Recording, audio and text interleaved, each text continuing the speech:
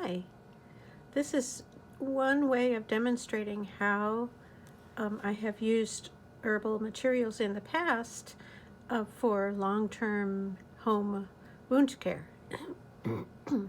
And what we have here is some comfrey root gel that I have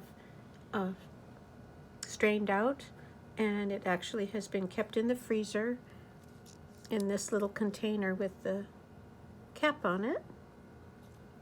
And then over here is a salve made with cold pressed olive oil and comfrey root, calendula flower, and chickweed. And and then we've got some applicator cotton natural fiber Q-tips, I guess applicators. And over here we have my mock-up of a stasis ulcer. A lot of times doctors and other healthcare providers will have you do one wash every day with preferably filtered water, but tap is okay. And so this white represents an outer kind of a eschar, which is soft but still built up. It's like a soft callus. And then the pink area represents an inner open area. So the doctor has prescribed an antiseptic and wound healing little packing that goes in it's a shallow area, but if you have something like this, the doctor will examine it fairly often to make sure there's no pockets going on under there.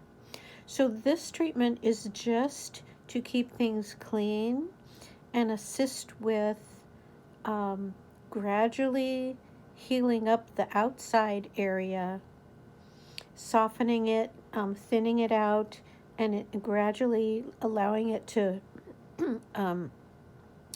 either reabsorb or slough off in a way that's clean. So clean is like a big deal. Excuse me. So every day wash, and you always want to wash away from the open area. You don't want to wash and have stuff from the rest of the world wash into your open wound. So as much as you can, you just gently take a squeeze bottle or even just like a little cup and pour it over, have it go off. You can use a little bit of Castile soap if you want. So very dilute Castile soap and water wash. Same thing with a very gentle rinse. You apply your packing that the doctor has prescribed. And then a big deal with all kinds of things like this is you'd never scrub or rub. You always pat to dry things.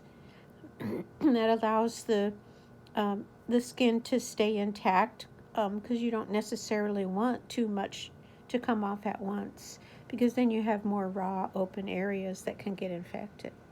So what I have had podiatrists recommend in the past is, this is still a little frozen, so pretend it's goopy, is you take some of your comfrey gel and gently work it into that kind of built up cracked tissue that's around the edge of the wound. We're not dealing with open wound care right now. And you can take the other side of the applicator and do the same thing. Just gently kind of press it into that wound edge. So no double dipping and no putting your fingers in things. If you'll notice, I'm not even touching the end applicators with my fingers. Of course, wash your hands before everything. So then I'm going to take a very thin layer of this salve and put it all around. Same thing. You can kind of work it in on top of the comfrey goo. And the big deal is don't go from the outside in, again, because you may track skin bacteria into that open area that's healing up so nicely right now. We don't want to mess with it. So I worked some of the salve around.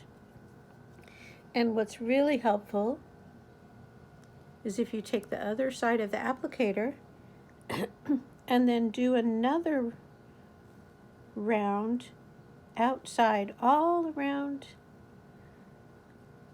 the skin that's intact, but is still working really hard to help that center wound heal up.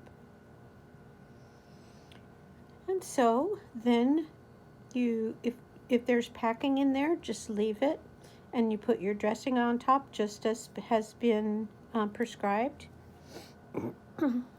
There's your spent applicators. And lots of times they will just have like a little gauze pad and a stretchy wrap that goes over the top, not too tight.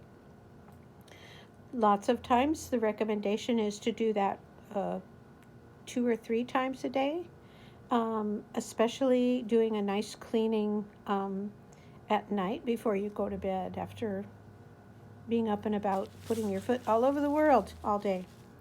So at some other time, I can show you how to make the comfrey goo and how to make a salve that promotes wound healing by helping tissue repair and rebuilding in a normal way. It also helps to prevent infection